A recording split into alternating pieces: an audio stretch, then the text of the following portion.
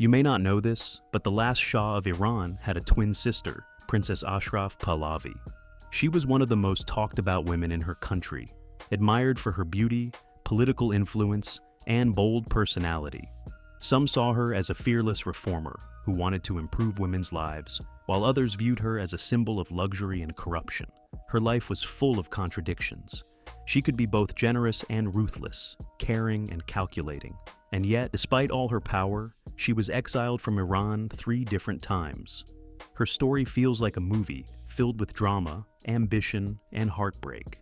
Ashraf Pahlavi was born in 1919, just a few hours after her twin brother, Mohammad Reza, who later became the Shah. Their father, Reza Khan, was strict and determined to build a powerful dynasty. He often said that Ashraf had more strength of will than her brother, but because she was a girl, her future was limited. This left her feeling frustrated and underestimated from a young age. She also worried about her looks and short height, which made her feel insecure.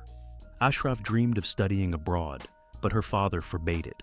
Instead, at 18, she was forced into a marriage she did not want, beginning a personal struggle against tradition. When her twin brother became Shah in 1941, Ashraf stepped into the spotlight. His first marriage to Fawzia of Egypt soon collapsed, and Ashraf took on the duties of First Lady at official events. She became a visible figure, traveling with her brother, overseeing charities, and welcoming foreign guests. One of her boldest moves was traveling to Moscow to negotiate with Joseph Stalin about Soviet troops leaving Iran. She impressed the Soviet leader so much that he gave her a mink coat. Although the mission was considered a success, many in Iran were shocked that a woman, rather than a diplomat, was leading such talks. Ashraf was no longer just the Shah's sister, she was making her own mark. Ashraf Pahlavi's role in shaping women's rights in Iran was groundbreaking. She, along with her mother and sister, publicly removed their hijabs, setting an example for Iranian women to pursue education and careers. She fought for reforms that allowed women to study at universities and work in important positions. She represented Iran in the United Nations and spoke about women's equality on the global stage. Yet, scandals followed her everywhere.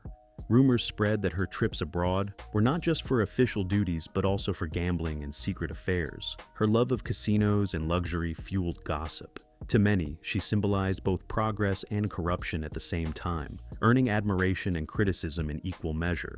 Ashraf's influence also depended on her relationships with her brother's wives. With Soraya, the Shah's second wife, she had a friendly relationship because Soraya avoided politics and focused on trying to give the Shah an heir. That left Ashraf free to enjoy her power. But everything changed with Farah, the Shah's third wife. Farah was confident and ambitious, and she believed there could not be 2 leading women at court. From the start, there was quiet rivalry between them.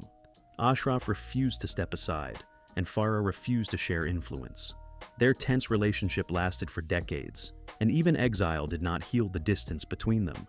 Her personal life was as dramatic as her political one. Ashraf married 3 times, and each marriage brought controversy. Her first marriage was to Ali Gavam, a political arrangement that gave her a son, Shahram, but left her feeling trapped. She ended it quickly. Her second marriage was to Ahmad Shafiq, an Egyptian officer she genuinely loved, and together they had 2 children.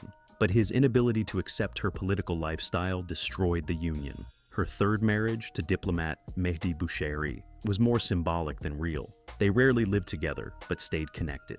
Alongside these official marriages, her rumored affairs kept newspapers busy. She shocked traditional society by never asking for approval from her husbands or even her brother.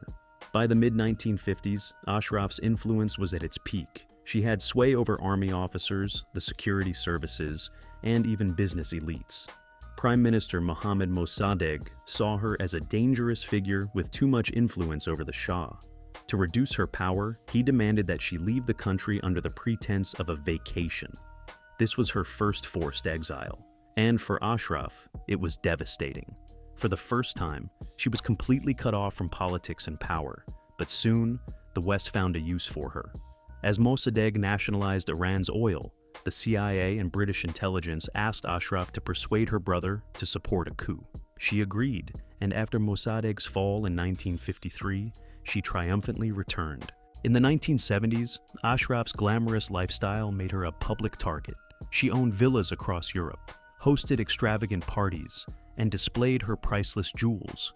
Ordinary Iranians, struggling with poverty, began to see her as a symbol of the royal family's corruption. Protests against the monarchy grew louder, and the Shah realized his sister's reputation was damaging his own. Wanting to protect his rule, he quietly asked her to leave Iran without scandal. For Ashraf, this exile was far more painful than the first. It was not forced by political rivals, but by her own brother, the person she had supported most. Ashraf tried to rebuild her life abroad, but danger followed her.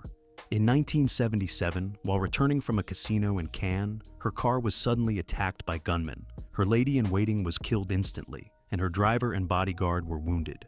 Miraculously, Ashraf survived without serious injury. The attackers were never identified, leaving behind suspicion and fear.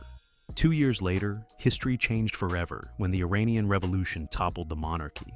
The Shah fled with his family, and Iran became an Islamic republic. For Ashraf, this was her third and final exile.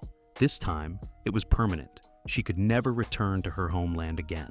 Exile became even more unbearable when tragedy struck in 1980. Her son, Shahryar, who had been active in organizing resistance against the new Islamic government, was gunned down outside her home in Paris. The assassination devastated Ashraf more than any exile ever could.